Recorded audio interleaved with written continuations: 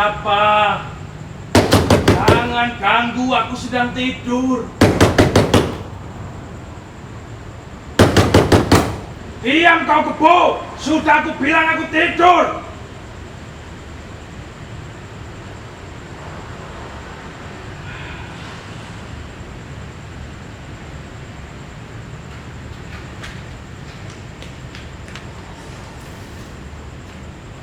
Ya, diam. Tenang seperti ini.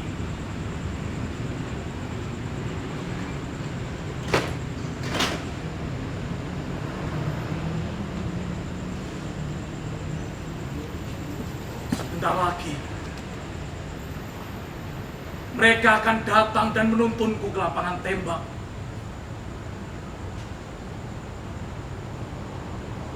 Mataku akan dibalut dengan kain hitam. Dan setelah itu, kehidupanku juga akan menjadi hitam. Sementara dunia terus berjalan dan melingkar, seperti tak kekurangan apa-apa tanpaku. Ketika pertama kali melihat, yang kulihat, makku dihabisi oleh suaminya yang kesetanan. Ketika pertama kali mendengar, yang kudengar para tetangga beramai-ramai memfitnah kami supaya terkubur. Ketika pertama kali berbuat, yang kulakukan adalah dosa. Semenjak itu, mereka memanggilku bajingan.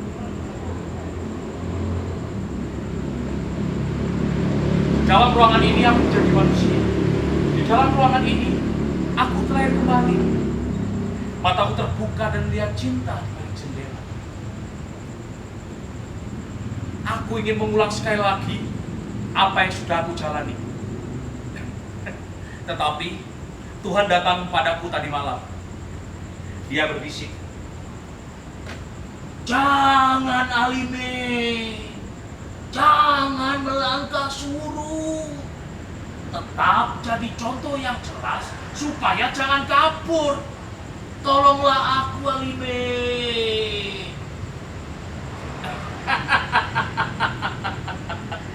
Katanya, kini diperlukan seorang penegas dan aku terpilih. Mak, aku bukan lagi anakmu. Aku telah dipilih mewakili zaman menjadi contoh Brahmacora. Tidak, kau seharusnya bangga. Tidak seorang pun berani menjadi penjahat walaupun mereka melakukan kejahatan. Aku ini bukan penjahat biasa. Aku ini lambang.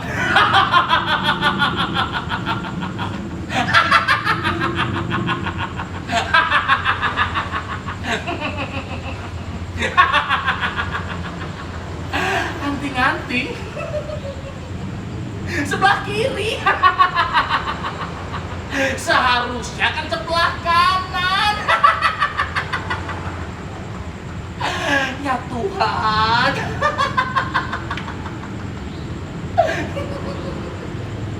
Kenapa?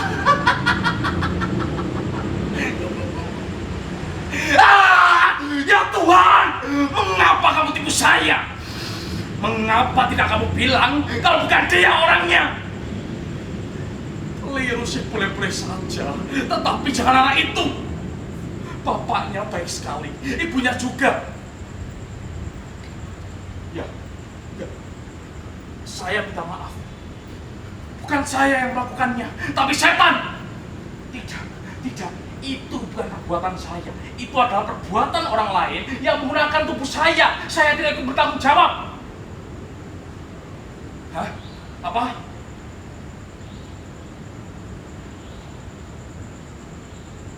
Baik, saya paham.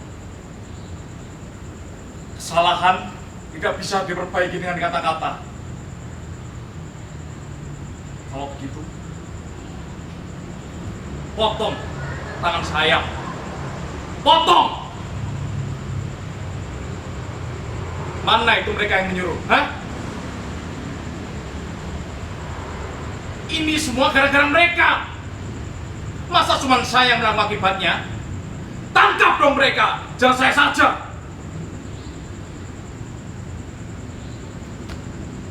Tapi saat itu, aku masih diberikan ampunan. Aku diseret keluar untuk berlomba-lomba merebut kebebasan jasmani. Tapi aku tak siap. Pada kesempatan pertama, aku grogoti barang-barang dewan tetangga. Tapi tidak ada yang melihatku. Hansip malah ikut berbagi dan menunjuk warung selanjutnya. Pada kesempatan kedua, aku angkat belatiku ke leher seorang penumpang becak. Dari sakunya keluar jutaan rupiah yang dibalut dengan kertas koran. Kukira polisi akan mengejar, tapi tidak ada yang tahu. Pada kesempatan ketiga, aku perkosa seorang anak di pinggir kali. Dia menjerit-jerit di bawah tindihanku. Hingga akhirnya aku lepaskan karena jasmaniku tidak sanggup memperkosanya. Bangsat! Karena aku marah, aku gebok orang di pinggir jalan. Lukanya berdarah-darah, tapi tidak ada yang menangkapku. Aku malah diangkat jadi keamanan. Aku tidak paham lagi dengan dunia ini. Bisa-bisa aku edan. Masukkan aku ke penjara lagi. Walaupun di situ badanku itu masih dipatok di atas dinding jahanam itu, tapi jiwaku itu bebas. Di sana itu semuanya masih jelas, mana hitam, mana putih. Hei kamu! Ya! Kamu Ningsih kan?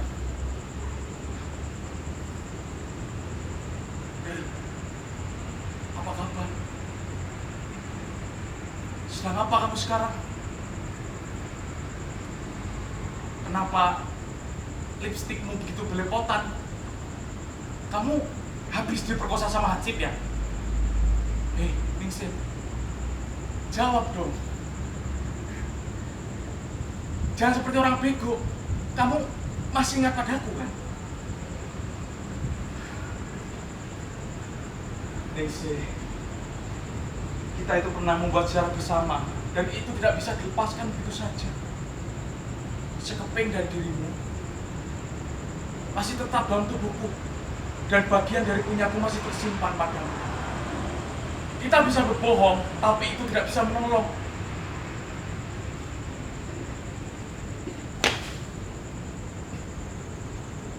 Mari sayang, temani aku menghitung dosa. Berapa kali kamu aku elus, berapa kali aku tonjok, berapa kali aku sumpahin. Tetapi jangan lupa, berapa kali juga kamu aku berikan bahagia. Di saat aku sedot bibirmu sampai bengkak.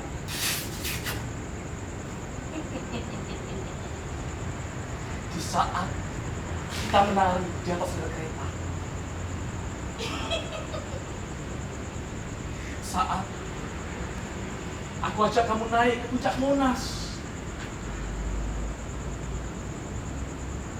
Di saat kita menonton wayang di bawah jembatan.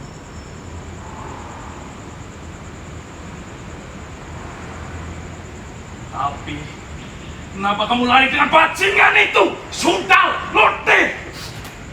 Aku masih ingat ketika aku mengejarmu di atas jembatan. Lalu kutuples lehermu yang panjang itu.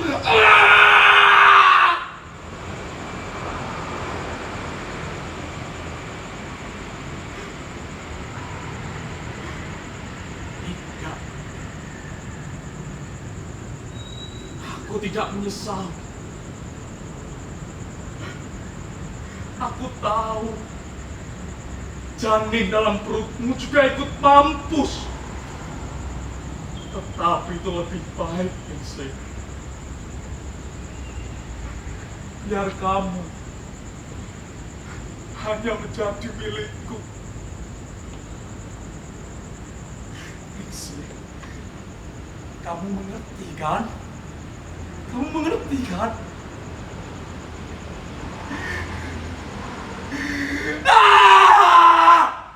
Kamu tidak pernah mengerti.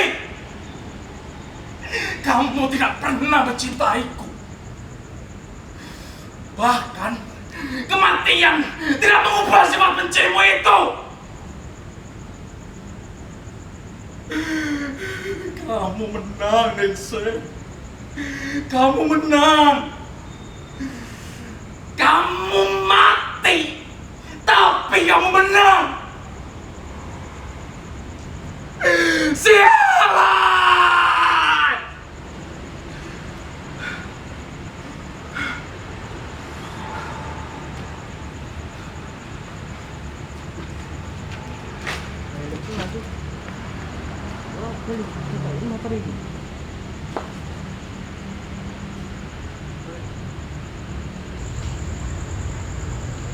Saya justru ingin mempertanyakan kepada seluruh hadirin di sini, mengapa seorang wanita yang tercapik lehernya mendapatkan perhatian yang begitu besar, sementara leher saya dan jutaan orang lain yang tercapik-capik tidak pernah diperhatikan.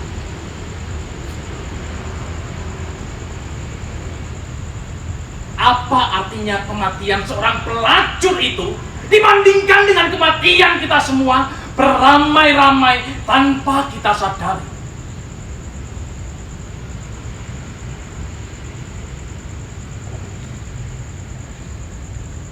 Di depan Anda semua, saya menuntut,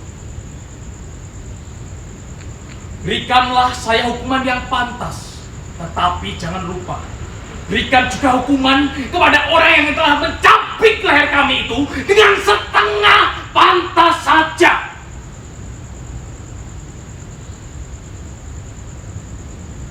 Kalau sudah begitu, hukuman apapun yang dijatuhkan kepada saya 2 kali mati sekalipun, saya akan jalani dengan rela.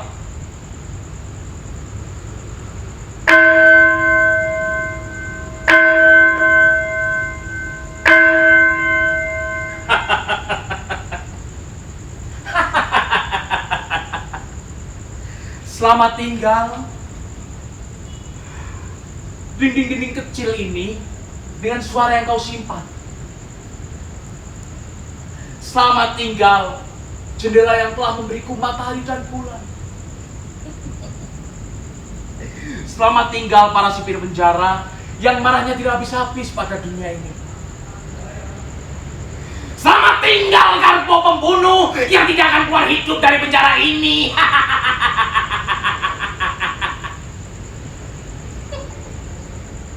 Selamat tinggal segala yang kubenci dan kucintai.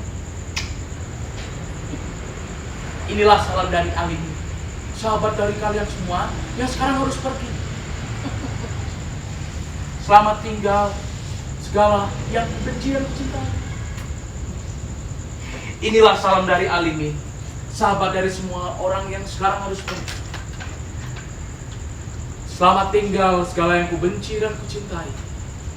Inilah salam dari Alimi, sahabat semua orang yang sekarang harus pergi.